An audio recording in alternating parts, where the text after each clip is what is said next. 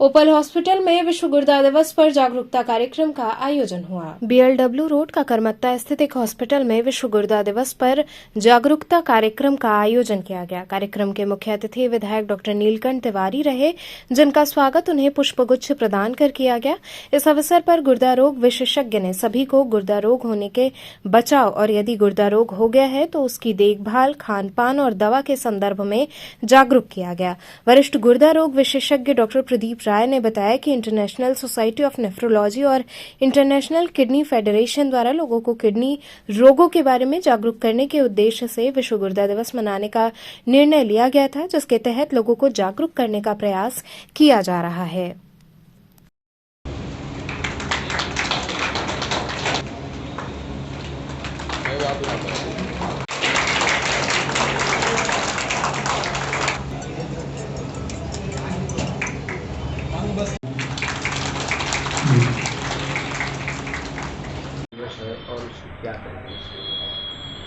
आज जो है हम सब लोग मिलकर के विश्व गुर्दा दिवस मना रहे हैं, जो कि कई सालों से मनाया जाता है और ये मार्च के महीने में जो दूसरा बृहस्पतिवार होता है उसी दिन इसको सेलिब्रेट किया जाता है पूरे विश्व भर में। और इस इंटरनेशनल सोसाइटी ऑफ नेफ्रोलॉजी और इंटरनेशनल किडनी फेडरेशन दोनों ने मिलकर के डिसाइड किया कई सालों पहले कि गुर्दा के मरीजों को या गुर्दे के प्रति लोगों को जागरूक करने के लिए एक दिवस मनाया जाए और वो विश्व गुर्दा दिवस के रूप में मनाया जाए। इस साल विश्व गुर्दा दिवस पर जो थीम है वो किडनी हेल्थ फॉर ऑल, और जो वल्नरेबल हैं उनको कैसे बचाया जाए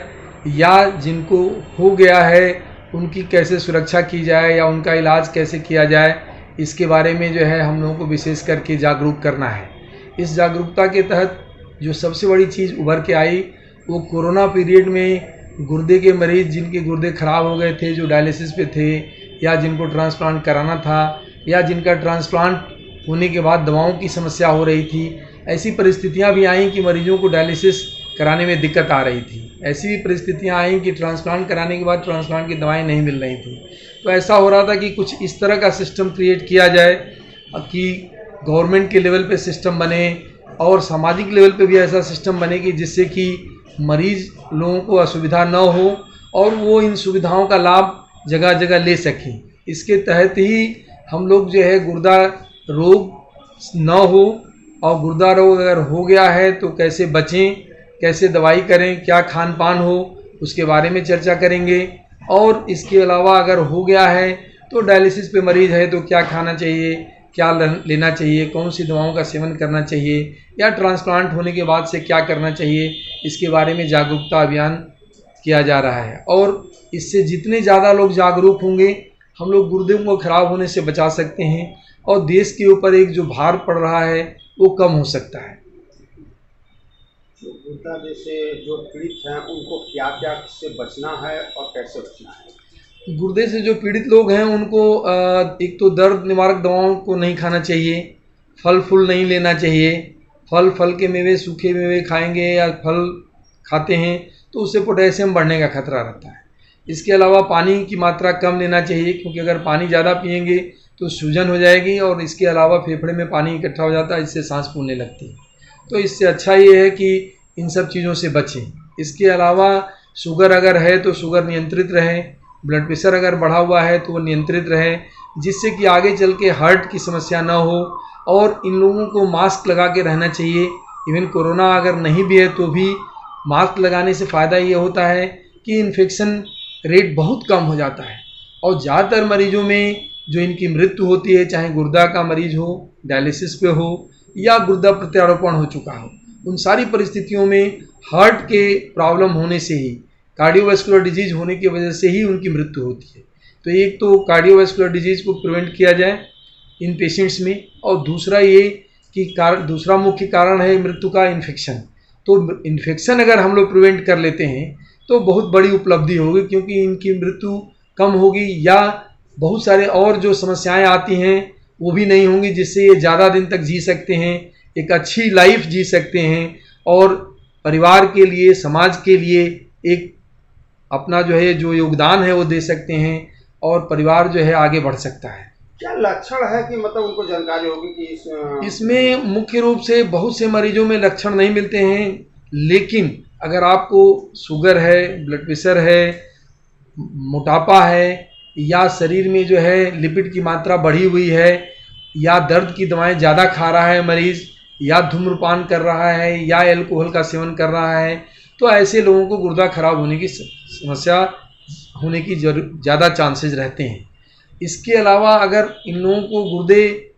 खराब हो ही गए, तो जिन लोगों का गुर्दा अगर खराब हो गया तो उस परिस्थिति में पैर में सूजन आ जाएगा, चेहरे में सूजन आ जाएगी, भूख नहीं लगेगी, काम करने में मन नहीं लगेगा, और अगर बीमारी बहुत ज़्यादा बढ़ गई है तो उल्टी हो सकती है और हमेशा जो है कमजोरी महसूस होती रहेगी। तो इसको संदेश क्या देंगे इसके लिए? मेरा संदेश यही है कि जिन लोगों को ये परेशानी हो सकती है, जो संभावित लोग हैं, जो हाई रिस्क ग्रुप में आते हैं, उन सब लोगों को डे 1 से शुगर को या ब्लड प्रेशर को कंट्रोल करके रखना चाहिए, नियंत्रित करके रखना चाहिए। वजन है तो उसको कम करके रखिए, जिससे कि आपका जो है गुर्दा खराब ना हो, हार्ट पे परेशानी ना आवे। और इसके अलावा आप धूम्रपान सेवन ना करें, गुटखा ना लें, अल्कोहल का सेवन ना करें। ये सब सारी चीज़ें, दर्द की दवाओं का अनावश्यक सेवन जो करते हैं लोग, उससे भी गुर्दे खराब होते हैं, तो ये सब ना करें। जी का उद्बोधन सुन पाए, तंत्र पर जिम्मेदारी निश्चित तौर पर होनी चाहिए और तंत्र की जिम्मेदारी को तंत्र को समझना भी चाहिए। जो भी तंत्र हो, जिसकी भी सरकार हो, राष्ट्रपति पर जो भी बैठा हो, जो भी कार्य कर रहा है, उसको करना चाहिए। लेकिन इस अवसर पर आज के दिन बस इतना ही मैं निवेदन करूंगा,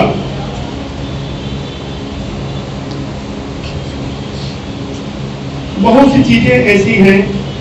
जो समाज में, पिछड़े हुए इलाकों में, स्पिरिचुअल डिस्ट्रिक्ट्स में, इस बहुत से जगह हैं